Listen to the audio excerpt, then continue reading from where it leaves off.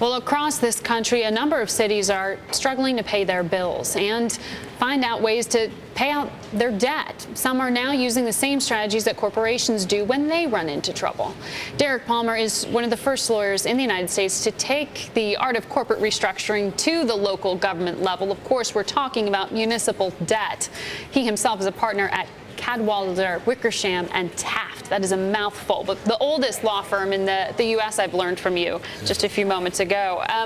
Let me ask you, we've heard Detroit, L.A., Miami, even some towns, some municipalities in Pennsylvania are of concern as to whether they will maybe even file for Chapter 9 bankruptcy. Is the concern overdone? How often is your phone ringing these days? I think the interesting to think is whenever you have an economic recession like we have now, similar to in the 30s, municipalities suffer just like corporate America suffers.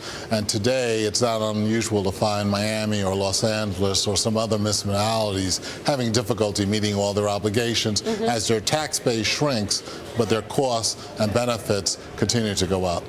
So you consulted with the city of Detroit, I believe. Can you tell me how similar the response will be in places like, Harrisburg, Pennsylvania, or Pittsburgh, how they've chosen to settle their debts? I consulted with the Detroit public school system and represented them in their restructuring, which was a success.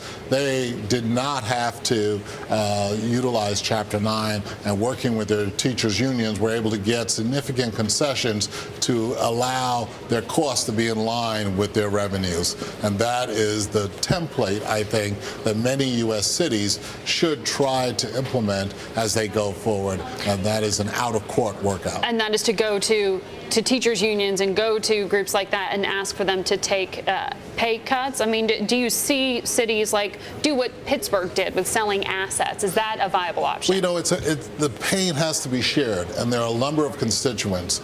You have the employees, obviously the unions are right there, but bondholders as well as residents and others have to make sacrifices in order for there to be a consensus that's in the benefit of the city on the long term. There's no one group that's going to subsidize the entitled restructuring. Well, I'm glad you mentioned subsidy, because the Build American bonds have been a great option for municipalities to go out and raise money, right? It's an option instead of going to the traditional market. But now there's talk about the Treasury cutting back the subsidies to the BAB program. Do you foresee that happening, and is that going to push more towards bankruptcy? Anytime a city has additional cost, it's going to put more pressure on the city to try to restructure and work out its obligations. While this may be a factor, I wouldn't put too much emphasis on any one factor tripping a city up. But I will tell you this, the sooner a city starts addressing its financial difficulties, the better chance it has of avoiding Chapter 9. Do you foresee the federal government having to step in and bail out cities in this country? It's interesting. The federal government has always been there as our last resort, and I think that at some point, if there's a tidal wave, the government may have to step in. But I think there's more than ample room for cities to address their issues in the immediate future. All right. Thanks for your perspective. Thank you very much.